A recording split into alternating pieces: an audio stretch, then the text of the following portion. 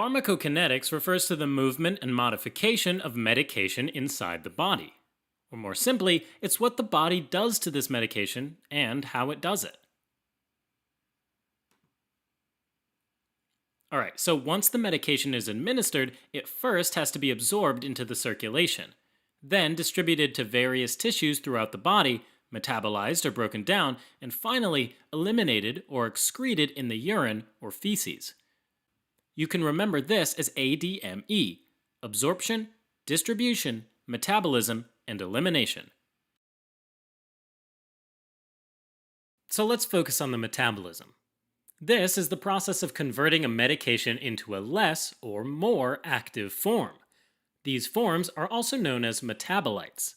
So in most cases, metabolic reactions turn an active medication into a less active or inactive metabolite, which is then ready to get excreted.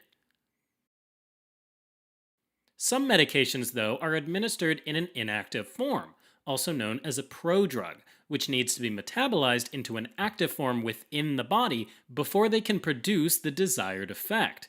But even those medications will eventually need to go through further metabolism in order to get inactivated and excreted. Now, all these reactions are broken down into two main phases, phase 1 and phase 2. This classification is somewhat misleading, though. For some medications, phase 2 may occur before phase 1, while others may undergo only phase 1 or only phase 2. In any case, both phases take place primarily in the liver, and to a much lesser degree in the lungs, kidneys, and the walls of the small intestine. So let's zoom into a liver cell, also known as a hepatocyte. Phase 1 reactions are typically carried out by a class of enzymes called cytochrome P450, or CYP450 for short. These enzymes hang out mainly in cell compartments, like the endoplasmic reticulum and the mitochondria. They're often abbreviated as CYP followed by a number, which indicates the family, followed by a letter for the subfamily, and then a number again for the form, like CYP3A4 or CYP2D6. What these enzymes do is convert nonpolar, lipid-soluble medications into slightly more polar, water-soluble metabolites through oxidation, hydrolysis, or reduction. Okay, let's move on to phase 2 reactions. These are conjugation reactions, meaning that the medications or metabolites are conjugated or joined with another compound, like a methyl, acetyl, or sulfa group, glutathione, or glucuronic acid. So these reactions include methylation, acetylation, sulfation, glutathionylation, and glucuronidation.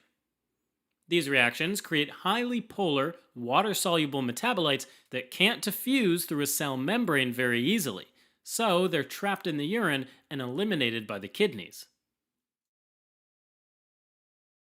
Something to keep in mind is that there's a huge variability in the rate of these metabolic reactions. So first of all, this is due to the genetic variability between individuals. This means that because of their genetic makeup, some people, known as poor metabolizers, have fewer enzymes, or enzymes that work more slowly and less effectively against certain medications. So these medications tend to build up in the body, resulting in dangerous side effects. On the flip side, there are ultra or rapid metabolizers, whose enzymes metabolize and inactivate certain medications so fast that it's difficult to achieve a high enough level of medication in the bloodstream.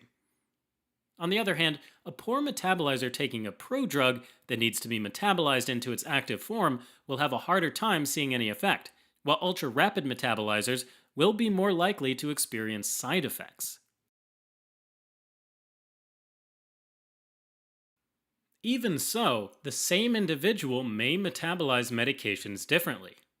At birth, metabolic enzyme systems aren't fully developed, so newborns typically have difficulty metabolizing certain medications. But as we age, enzymatic activity falls off again, so elderly individuals can't metabolize medications quite as well either. Also, since most enzymatic reactions take place in the liver, a decrease in enzymatic activity may be due to chronic liver disease. Now, there is also an enormous number of interactions between metabolic enzyme systems and the things they break down. So, let's say an individual is given two medications at the same time that are metabolized by the exact same enzyme. That enzyme will have trouble metabolizing both at the same time, so it'll probably take longer to break them both down. And the result will be that one or both of these medications will build up in the bloodstream and have prolonged action.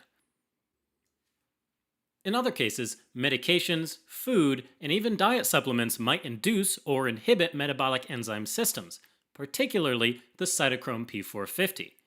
This could be done by either increasing the synthesis of these enzymes or enhancing their activity so they metabolize more quickly. Since these enzymes are involved in either activating or inactivating multiple medications, inducing or inhibiting one of them could potentially increase or decrease the activity of multiple medications.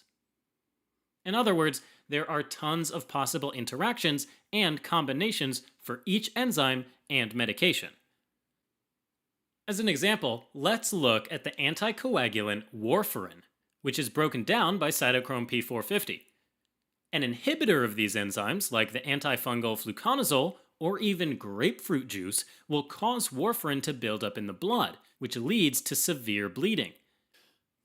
On the other hand, an inducer, like the antibiotic rifampin, will cause increased metabolism of warfarin, so a larger dose will be needed to achieve the wanted effect. Alright, as a quick recap. Metabolic reactions can transform either an active medication into an inactive metabolite or an inactive medication, called a prodrug, into an active metabolite.